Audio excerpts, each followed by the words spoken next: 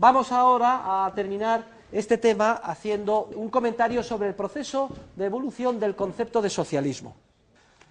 Tradicionalmente por socialismo se entendía lo que he definido yo por socialismo real, es decir, un sistema basado en la propiedad pública de los medios de producción. Y de hecho, esa es la definición de socialismo que utiliza Mises en su obra ya clásica Crítica del socialismo, que se publica en el año 1922, la primera edición y 10 años después la segunda.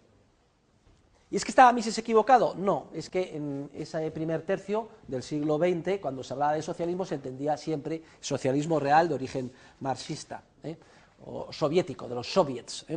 Bien, sin embargo, esta definición, sistema basado en la propiedad pública de los medios de producción, es una definición civilina, no dice basado en el tiro en la nuca, la coacción, pero eso es lo que significa la propiedad pública de los medios de producción, significa que está prohibida la propiedad privada y por tanto el intercambio voluntario y el libre ejercicio de la función empresarial.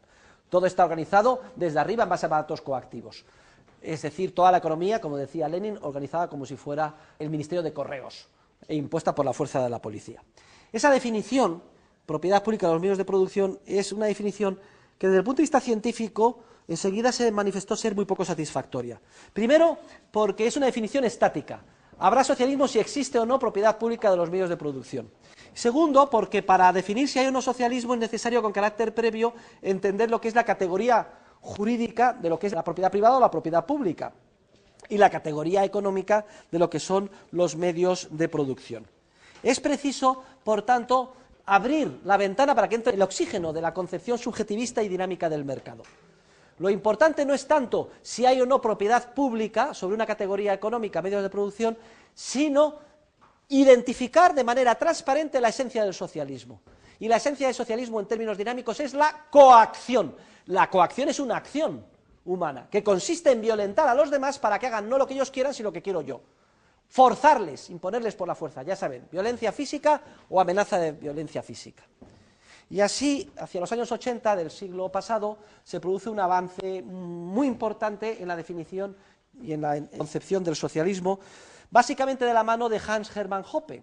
Hoppe escribe un libro titulado Teoría del socialismo y del capitalismo, que supone un avance, como digo, significativo en la concepción del socialismo, porque ya define el socialismo no en función de si existe o no propiedad pública de los medios de producción, sino que se fija en la coacción.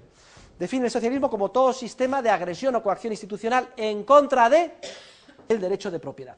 Ya no es propiedad pública de los medios de producción, sino si hay coacción institucional contra el derecho de propiedad. Y eso es un avance muy grande porque ya es una definición dinámica. ¿Hay coacción o no hay coacción? Son contra el derecho de propiedad.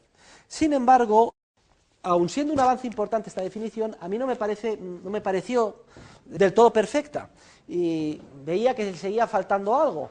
No hacía más que darle vueltas y me acuerdo que un día paseando por la playa en Mallorca se me encendió la bombilla empresarial y vi claro que faltaba lo siguiente en la definición. El problema no es detectar si hay coacción contra la propiedad privada, el derecho de propiedad, porque eso exige que previamente nos pongamos de acuerdo en qué es el derecho de propiedad, cuál es el derecho de propiedad justo. Previamente a una institución jurídica está el proceso espontáneo de interacciones humanas. Entonces, ¿qué es lo que se coacciona en última instancia? La coacción o la violencia es contra la acción humana de los otros seres humanos, que básicamente se plasma en su capacidad de creatividad y coordinación empresarial. Es el ejercicio de la empresarialidad, del in emprendo preendi prensum, que significa descubrir, ver, darse cuenta de las oportunidades que surgen en el entorno y actuar en consecuencia para aprovecharse de las mismas, que de alguna forma plasma la esencia más típica de lo que es el ser humano, la naturaleza más esencial de lo que es el hombre, lo que por naturaleza mejor nos caracteriza, nuestra capacidad de actuar empresarialmente. Por tanto, debemos de fijarnos si hay un sistema organizado de forma institucional para coaccionar nuestra acción humana o si no lo hay. Y entonces, de alguna forma, doy el último paso y completo, a partir de la primera edición de mi libro, del que tienen ustedes, que se publica en el año 92, el socialismo, definiéndolo de una manera generalizada como todo sistema de agresión institucional en contra del libre ejercicio de la función empresarial. Es cierto que la interacción humana empresarial a través del orden espontáneo se plasma en una serie de comportamientos pautados de los que surge el derecho y en concreto el derecho de propiedad, sin duda alguna.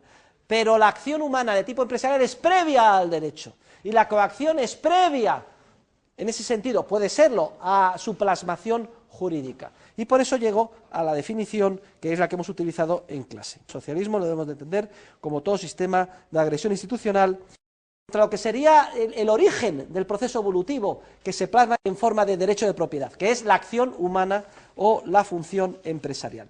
Más que definir el socialismo como hace Hoppe, coacción contra la consecuencia evolutiva del proceso, el derecho de propiedad, yo defino el socialismo como coacción contra la acción humana misma o función empresarial misma que encarna la naturaleza por antonomasia del ser humano. Y esta definición es la más dinámica, es la operativamente más eficaz porque es la más general, es una definición general y por tanto muy potente. Y tiene una serie de ventajas, y es que permite dar un tratamiento unitario al socialismo general, omnicomprensivo, real, o al socialismo a medio camino de la socialdemocracia, o al que se llama piecemeal social engineering, es decir, la ingeniería social por trocitos o por piezas o por prueba y error, y al intervencionismo. Cualquier medida coactiva, en la medida en que incida en el cuerpo social, no importa que sea parcial en una parcela concreta, o que sea más o menos profunda, o que sea más general, o completamente general, producirá en el ámbito en el que incida, y precisamente en la medida en que sea efectiva, todos los efectos típicos del socialismo que hemos estudiado juntos en las clases anteriores. Y así solucionamos un problema de Mises, y es que para Mises el socialismo es una cosa y el intervencionismo es otra, y los estudia de forma separada, mientras que nosotros, con nuestra definición generalizada de socialismo, podemos dar un tratamiento unitario a todos los tipos de intervención, estatal o sistemática, sobre el cuerpo social. Esa es la gran ventaja desde el punto de vista científico y operativo de la definición de socialismo que proponemos. Y terminamos este tema con dos epígrafes. Uno es el relativo a la inanidad de los conceptos idílicos de socialismo. Y es que desde la caída del muro de Berlín no les escapa a ustedes la realidad de que los socialistas pues han perdido su bandera y están totalmente despistados. El ideal que tenían ellos lo veían plasmado en las economías de tipo soviético. Prácticamente la mitad de la población del mundo estaba subyugada, había lo que se llamaba la Guerra Fría, los dos sistemas, la economía de mercado frente al sistema socialista. Es cierto que la economía de mercado dejaba mucho que desear, estaba muy intervenida, etcétera, pero era clara la diferencia. Cuando se desmorona el muro de Berlín y desaparece el socialismo, ya pierden su referente. Los socialistas, los progresistas, los que quieren. Entonces, ahora hay que buscar otra bandera para, de alguna forma, justificar el intervencionismo del Estado. Para, de alguna forma, poder yo seguir definiéndome como socialista. Y entonces surgen todo tipo de definiciones y de conceptualizaciones idílicas de socialismo. Pasa a definirse el socialismo de una forma vaga. Por ejemplo, el socialismo es la armonía social, la unión armoniosa del hombre con la naturaleza, o se entiende por socialismo la maximización del bienestar social. El socialismo es buenismo, o sea, lo bueno es el socialismo, ¿no? La igualdad, lo bueno, bien. Pero vamos a ver, al margen de todo esto, eso que usted defiende, ¿en qué se plasma? ¿En qué medidas concretas? ¿Y pretende o cree que por ser eso tan bueno está justificado que se pueda imponer por la fuerza desde arriba a todos? ¿Sí o no? Aclare eso, si hay coacción o si no hay coacción.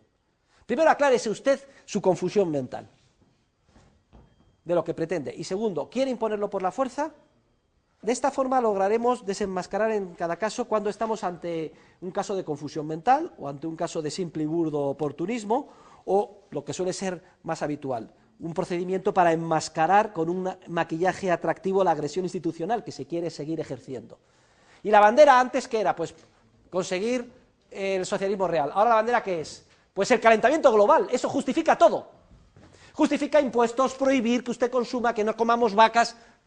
Una nueva bandera para imponer por la fuerza, porque si no se impone por la fuerza y es todo voluntario, no hay problema de socialismo. Lo que caracteriza al socialismo es la coacción.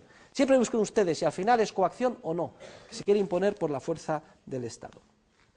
Y la conclusión del tema es, ¿podrá rehabilitarse algún día el término socialismo? Porque si van ustedes a los países del este de Europa y hablan de socialismo, es que es el término que está más destruido, más corrompido, que tiene un sentido más peyorativo. Nadie quiere ni oír hablar del socialismo. Les ha estado vendiendo el ideal socialista durante generaciones y no saben ustedes lo que han sufrido. En Occidente, como no hemos sufrido tanto, nos dejamos manipular más. Pero algún día se podrá rehabilitar el término socialismo. De manera que quepa definirse como socialista una persona honesta, una persona que entienda cómo es el proceso espontáneo, como aquello que impulsa la sociedad, la civilización, la armonía. ¿Cuál es ese sistema? Pues está claro que el capitalismo, que la economía de mercado, que el orden espontáneo de cooperación social. Solo si se llega a producir este cambio semántico y el día de mañana se empieza a entender por socialismo un orden basado en la propiedad privada de los medios de producción, el intercambio voluntario, el orden espontáneo del mercado, etcétera, es decir, si se entiende por socialismo lo que incluso hoy en día se considera que es lo contrario del socialismo, podrá rehabilitarse el término. Si no, está condenado, pues, a enmascarar, como llaman los anglosajones, a través de una visual word, es un término comadreja, con una cáscara atractiva, lo que no es sino un contenido perverso. Como las comadrejas son capaces, haciendo un pequeño agujerito en un huevo, en absorber el contenido dejando la cáscara intacta. Entonces, una palabra comadreja es aquella que ha sido su contenido totalmente prostituido. Por ejemplo, el término socialismo, absorbiendo, o el término democracia, o el término, su contenido, dándole un contenido que es justo el contrario y manteniéndole el envoltorio para que pique la gente. De todas maneras, este proceso de evolución semántica, que no sabemos si se dará o no, un servidor de ustedes ya ha empezado en sus últimas obras, los últimos años, a tratar de impulsarlo. De tal manera que yo cada vez hablo menos de socialismo, que induce a error. Muchas personas piensan que me estoy refiriendo a conceptos de tipo político, y para mí tan socialista es Rajoy como Zapatero, etcétera. Y además, como científico, tengo que procurar impulsar la evolución de la comprensión del mundo en función de cómo yo creo que es la verdad científica. Entonces, cada vez hablo menos de socialismo y estoy empezando a hablar cada vez más de estatismo. Es que es el estatismo, en la medida en que encarna el ejercicio coactivo y sistemático de la violencia, el que produce todos los efectos negativos que hemos visto para el socialismo. Veremos si soy capaz, o si la evolución de los acontecimientos futuros va en esta misma línea, y en estas mismas clases, dentro de 10, 15 años, todo el análisis lo hago en relación con el estatismo. Y el libro, en vez de titularse Socialismo, Cálculo Económico y Función Empresarial, lo titulamos Estatismo, Cálculo Económico y Función Empresarial. Porque en última instancia es la utilización sistemática de la violencia que encarna el Estado la que produce todos los efectos negativos que estamos viendo. De ahí la evolución del profesor de ustedes hacia la anarquía, es decir, al proceso de cooperación social en el que no haya ninguna agencia monopolista de la violencia, con una adscripción territorial determinada, sino un sistema de agencias privadas a las que se suscriben voluntariamente los seres humanos, pagando una determinada cuota mensual, cada una de las cuales patrocina un sistema jurídico y oferta diferentes niveles o grados de orden público, y que están coordinadas entre sí, aunque sean distintas, a través de una serie de normas de tipo voluntario, como por ejemplo las que hay en la IATA, para ponerse de acuerdo con unos determinados protocolos de seguridad en diferentes líneas aéreas. Pues lo mismo en el ámbito de la prevención, represión y sanción del delito. Y no tengan ninguna duda que un esquema privado de este tipo sería muchísimo más eficiente a la hora de mantener el orden público, respetar la propiedad y la vida de los seres humanos, que el que tenemos a través de una agencia monopolista de orden público, que por tanto está aquejada de todos los problemas de ignorancia ineradicable, de tipo burocrático, como las que estamos sufriendo con la policía pública o los sistemas de justicia estatales, etcétera. Y lo mismo que decimos en el ámbito del orden público, lo decimos en cualquier otro ámbito, en el ámbito monetario, en el ámbito de los bancos centrales, o en el ámbito de la seguridad social, en el ámbito del estado del bienestar, etcétera. Y es aquí donde estamos trabajando los catedráticos y los economistas de más avanzada hoy en día, a estas alturas, ya iniciada la segunda década del siglo XXI. Estamos estudiando cómo se organizaría una sociedad sin Estado, es decir, entendiendo por Estado una agencia que tiene el monopolio de la violencia sobre una determinada zona geográfica. ¿Cómo funcionaría un sistema basado en el orden espontáneo en el que hubieran empresas privadas que patrocinaran diferentes esquemas de derecho y de justicia en competencia unos con otros?